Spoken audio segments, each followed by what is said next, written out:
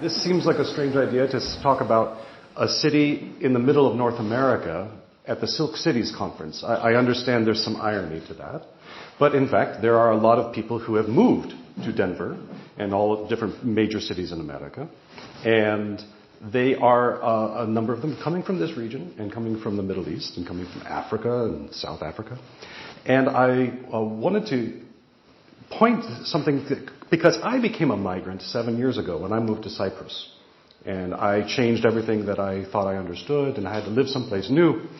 And one of the themes that was very exciting for me here was the question of if someone is a newcomer, and there's different kinds of newcomers, whether we're talking about someone who's a tourist, someone who is an immigrant, someone who's a migrant, someone even who's just relocating for work inside of the country, what is one thing that all of these people have in common?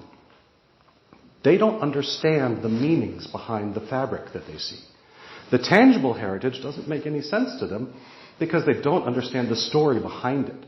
Now, the natives, they know that story. It's in their heads, right? But unless you tell it to them, how is the new person going to actually have any sense of value? How can you expect the newcomer to share your values if they don't understand the backstory behind that environment? And when I say story, I'm saying that very distinctly, because when you look at stories, you actually have characters acting in a place. That's the fundamental requirement for a story.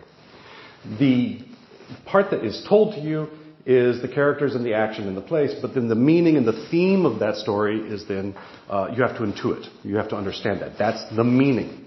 If you look at the average of everything, you're looking at the mean. That's the meaning of the environment. So, I've been working with 6 different codes for narrative infrastructure, but today I'm only going to focus on one of them. We're going to just talk about domain. Domain is another way to say neighborhood. This is the place where you worship. This is the place where you live. This is the place where you work. Your social environments are going to be composed of your domain. Where you have your ceremonies, your favorite restaurants. This is going to be where you're safe and comfortable. You know what food you're going to get. Or your favorite vacation destinations. It's not an adventure. I just want to relax, so I want to know everything that is there. That's your domain. It's safety. It's a sense of the place. But what does sense of the place mean? Everyone uses this term. But what actually is a place? I mean, space is everywhere. But what makes it into place? It's your senses.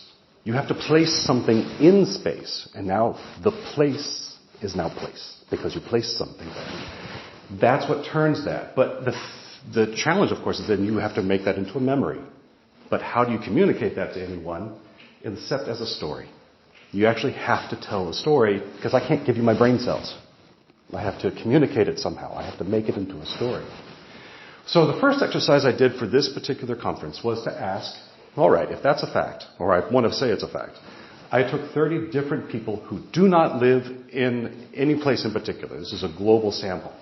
And I asked them, tell me about the neighborhood. Describe the neighborhood you grew up in. And then I asked them, now tell me a story about the neighborhood you grew up in. And I asked, did you see any difference between the number of details you remember between one and the other? After you tell the story, did you notice? And about 54% said no. I didn't notice any more details come to my mind telling a story about my neighborhood. But 40% said yes. 40% is an overwhelming response saying yes. If you tell the story, it evokes memories of details. It helps you take that place and make it real to you again. The reason I am so passionate about this idea is that because the natives have the story of the place, if we could record their stories as kind of an oral history, then maybe we can then take those stories and look for the settings in each one of those stories. Because with the settings, that means we can map them. We can map the stories. We can paint the landscape with the stories of the community. And we can see how the stories interfere with each other, how they overlap on the land. And it gives us a very powerful tool, a kind of narrative infrastructure to the city. And you can think of a narrative infrastructure the same way like the fabric of the city is like the fabric of a rug. in many ways. There is a structure underneath a rug that holds the knots. You see the beautiful knots of the rug, like you see the beautiful parks of a city or the beautiful buildings of a city, or even the dirty parts of the city, or the empty parts of the city. This is how we can also examine the idea of the structure that is underneath, the meanings. Why were these buildings built? Because someone told a story. Someone made something happen. They adapted something. And when we find gaps, maybe that tells us that there's an opportunity, that we can take the stories from nearby. The same way you would repair a rug, you have to put the structure in first. You take some stories from over here, you take some stories from over here, and you use them to make a completely new story based on those existing stories.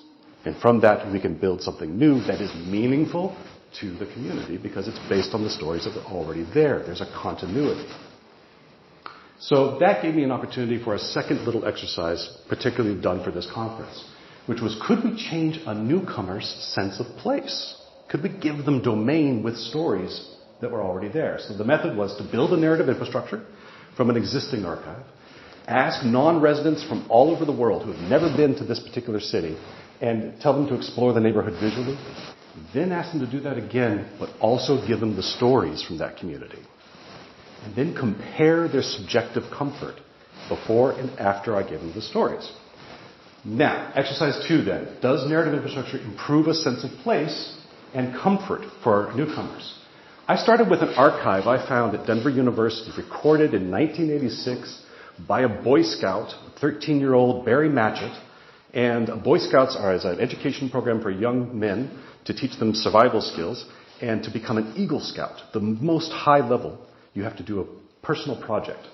And Barry decided to record over 40 oral histories of his neighborhood on cassette tape in 1986 of residents who were born in, I think the youngest one was 1895.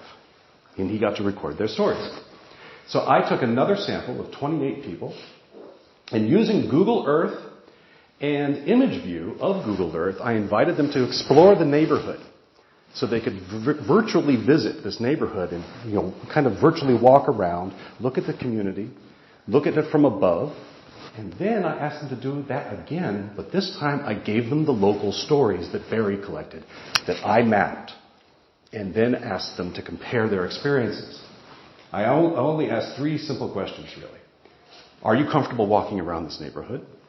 Are you comfortable walking around this neighborhood now that you've heard some of the stories? Are you comfortable maybe shopping in this neighborhood? Are you comfortable shopping in this neighborhood now that you've read some of the stories? Would you be willing to engage in a 5-minute conversation with a complete stranger in that neighborhood? Would you do that if you'd already read some of the stories? Now, on questions 1 and 3, I got mixed results. Some people improved their opinion, some people reduced their opinion. But question 2, we saw a 14% increase in people's willingness to engage in shopping in that neighborhood after reading the stories. They felt safer. They had a sense of comfort. We had increased it. So I would posit that based on that, did we change complete strangers' sense of comfort in an environment? This small exercise indicates, yes, there's a definite possibility that we've actually changed people's sense of comfort. That is why I'm going to take this to the next level with the City and County of Denver, particularly the Office of Storytelling. This is one of the most amazing. This is one of the reasons I chose Denver. They have a city office for storytelling. And I'm already working with that individual who's taking this presentation and putting it in front of the leadership of Denver and some of the church leaders, the non-governmental organizations, and we're going to talk about maybe making an update to Barry Matchett's work and record new oral histories and map today's stories and repeat some of these exercises maybe in a more robust fashion. This is for a conference, but for a city we do something more robust and test this more precisely. I am very pleased that actually my colleague Zara joined me here for this conference. She is actually helping me start the discussion of maybe also developing a large language model interface that would allow us to greatly reduce the cost of collecting this. It took me 3 months to build an oral history narrative infrastructure of only 40 people. And that's 3 months of my time. That cost would be a little high maybe. It would be great if we could reduce that cost. Because the long-term impacts are potentially very dramatic. We could see the agency of an individual living in a community, offering up their story, say in 1986, and it becomes impactful to 2024. It's how we can give this not just to people who move to the new neighborhood. We could give it to business owners who are bringing a new business. We could give it to a newly elected policy person. And if they're going to bring forward new policies, we could give it to the bureaucracy who maybe are actually relocated to the city in order to become a new bureaucrat, and give them the local stories. Take the agency of the individual, their lived memory, and make it impactful for the future. And not just tomorrow, not just 10. I'm working with 1986 data, and I think we have interesting information already. This has long-term effect because, as an archive, it's useful because it's comparable to other data sets. And that's what I would like to definitely present to this organization and to this audience about what is a good new best practice that I would recommend for intangible heritage. Because archives like this, they're textual, they're text-based. If you don't know the language, you don't really have much to work with unless you have help or a lot of time. And most of the public doesn't. And that means that these archives are not terribly accessible to the majority of people out there, and to the average individual in the community. If you know the language, you're fine. You can find it. Us researchers, we have no problem.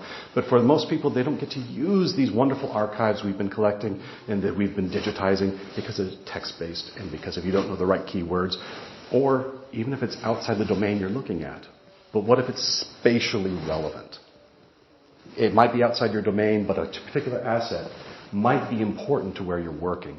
If you had a map of the intangible heritage for all domains, then we could always know when we're looking at a particular location, everything relevant. If you're looking at dance, if you're looking at songs, if you're looking at pottery, where are the dancers? Where is that found?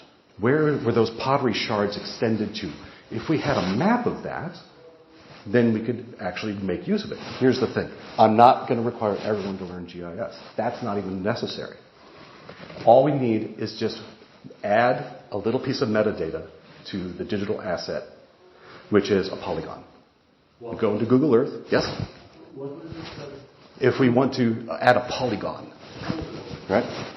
Go onto Google Earth, draw a shape around it, export that as coordinates, just numbers and letters, and put that into the end of the metadata of the asset. You don't have to map it. Someone else can map it later. If we're all doing that consistently, then we will all have a cross-disciplinary archive that's not organized by text. It's in fact organized by the land. It doesn't matter what language it is in. It doesn't matter if it's video. It doesn't matter if it's audio. It doesn't matter if it's a book. It will all be organized by the land itself. So thank you very much. It's been a wonderful experience to prepare for this. And if anyone would like to explore the narrative infrastructure of Denver, it's online at my website, narrativeinfrastructure.org. And you can reach me at my contact information here. And this is a list of all the organizations I pay money to every year to get extra letters behind my name. Thank you very much.